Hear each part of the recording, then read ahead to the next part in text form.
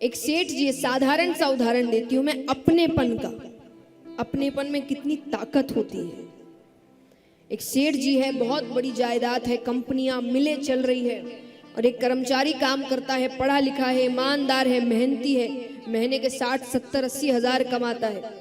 वहीं सेठ जी का बेटा है, कुछ नहीं कमाता, कोई काम धाम नहीं करता। लेकिन यहां सेठ जी की मृत्यु हुई तो सेठ जी की पूरी जायदाद किसको गई? कर्मचारी को, बेटे को। क्यों? अपना है। तो जब प्रेम की बात होती है ना, तब योग्यता नहीं देखी जाती, अपनापन देखा जाता है। तो भगवान के सामने योग्यता मत देखिए कि ये नहीं है, वो नहीं, अभी कैसे जाए। बच्चा थोड़ी सोचता है माँ बाप के सामने जाने से पहले। बच्चे से बड़ी गलती हो जाए, अंत में वो किसके पास आता है?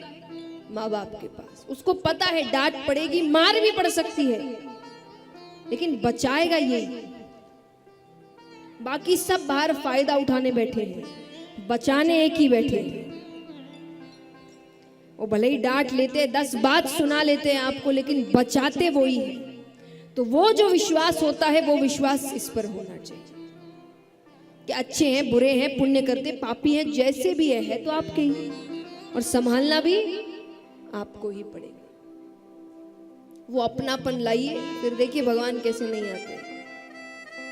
राजा परीक्षित कहते, प्रभु ऐसा कोई तरीका है कि व्यक्ति पाप भी करे और नरक भी ना जाए? बोले नहीं, ऐसा कोई तरीका नहीं है। हाँ, तुम प्रायश्चित कर लो और उस पाप को दोहराओ मत, तो दंड कम हो जाता है, लेकिन नरक तो जाना पड़ता है। बोले कोई तो तरीका होगा कि व्यक्ति पाप भी करे और नरक भी ना जाए। कुछ तो आप बताइए, आपको पता है, आप मुझे बताने। सुखदेव जी कहते एक तरीका है। कौन सा तरीका? सुनने में बड़ा आसान लगेगा, यहां आधे से ज्यादा लोग सोचेंगे हमारा तो काम हो गया, पर सुनने में जितना आसान, करने में उतना ही कठिन है। कौन सा तरीका है? सुखदेव जी कहते हैं कि अंत समय में जो भगवान का नाम ले ले, वो नरक लोक नहीं जाता। आसान है ना? ले लेंगे, क्या बात है। पर जन्म जन्म मुनि जतन कराही, अंत राम कही आवत नहीं। बहुत कोशिश करते हैं, एक तो मृत्यु के समय जो पीड़ा होती है, उस पीड़ा से ही ध्यान नहीं हटता, और उस पीड़ा से ध्यान हट जाए तो ध्यान जाता है बच्चे को भी देख लूं, इसको भी देख लूं, उससे मिल लूं, पति से मिल लूं, पत्नी से मिल लूं, माँ बाप से मिल लूं, पोते से मिल लूं, इससे मिल लूं। भगवान दूर दूर तक किसी के ख्यालों में नहीं आते, लेकिन अगर आ गए तो ये बात सच्ची है, जिसने अंत समय में भगवान का नाम ले लिया वो नरक लोक नहीं जाता। अब यहां राजा परीक्षित कहते कि ऐसा किसी के साथ हुआ है? ये सबूत चाहिए ना। बोले जरूर हुआ है। कन्नौज नगरी में एक ब्राह्मण रहते थे, उनके पुत्र हुआ अजामिल, बहुत ही अच्छा बालक, भगवान का पूजा पाठ सब कुछ करता, बड़ा हुआ, शादी हुई। अब एक बार वो जंगल के रास्ते से कहीं जा रहा था, तो वहां उसने शूद्र को संभोग करते हुए देख लिया। उसका मन भटक गया। पाप हमेशा नजरों से आता है। कहते हैं कि नजर बिगड़ी, मन बिगड़ा, मन बिगड़ा, स्वभाव बिगड़ा, स्वभाव बिगड़ा, चरित्र बिगड़ा, और चरित्र अगर बिगड़ गया तो जिंदगी बिगड़ गई। लेकिन शुरुआत कहां से होती है? ये सही होना चाहिए।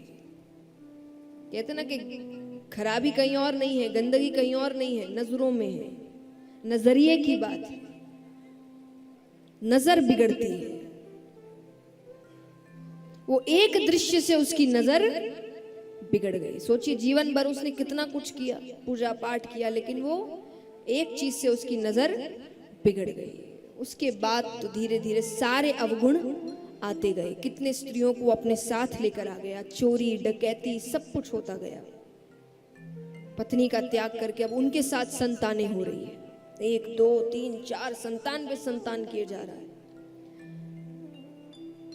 उसी गांव में एक बार एक संत तपस्या करके उठते हैं, उसी के घर जाते हैं, एक रात का समय मांगते हैं कि उनको स्थान चाहिए रहने के लिए, दूसरे दिन फिर किसी गांव के लिए निकलना है। उसने दे दिया, जगह कमरा दे दिया। सिद्ध ऋषि थे। सुबह उठ के वो कहते हैं कि कहते ना कि आपके बड़े बुजुर्ग अंत समय तक कोशिश करते कि आप सुधर जाए। तो उन्होंने भी सब समझ लिया, तो अंतिम कोशिश वो करके जाते हैं।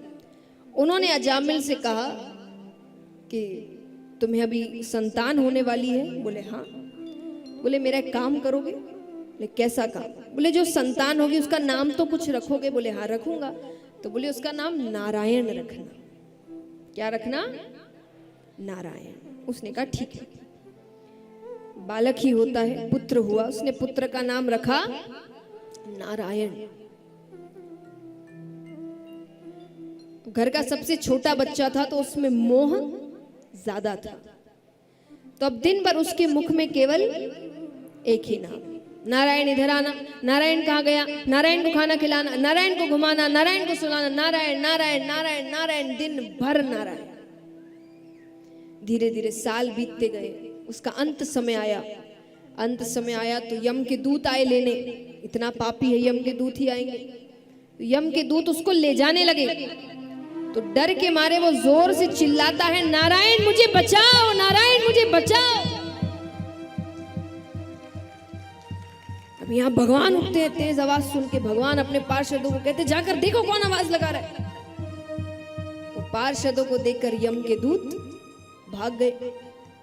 अब यहाँ पर यमराज आए भगवान के पास। यमराज कहते आपके किसी भक्त का अंत समय होता है, मैं नहीं जाता, लेकिन ऐसे पापी के लिए आपके पार्षद आए। भगवान कहते पापी हो कि पुण्य करने वाला हो, तुम्हें पता है जो अंत समय में मेरा नाम ले ले वो नरक नहीं जाता।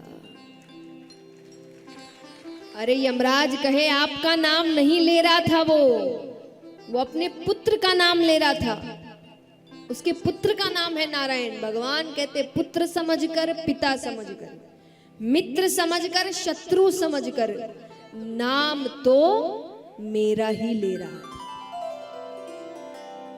इसीलिए हमारे बड़े बुजुर्ग हमारे नाम भगवान के नामों पर रखते थे कि पूजा पाठ कोई दिन भर नहीं करता, लेकिन भगवान का नाम व्यक्ति दिन भर लेता रहता है। बच्चों का नाम व्यक्ति दिन भर लेता रहता है।